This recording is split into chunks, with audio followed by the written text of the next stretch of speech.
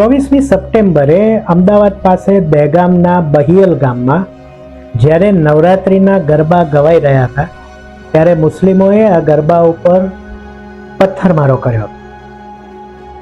આ દિવસ સુધી એ ગામમાં હિન્દુ મુસ્લિમ એકતાની દુહાઈઓ દેવામાં આવતી હતી, પરંતુ આ ઘટનાએ બહિયલ ગામના હિન્દુઓની આખી માનસિકતા બદલી નાખી છે અને એનું ઉદાહરણ હાલમાં જોવા મળ્યું છે.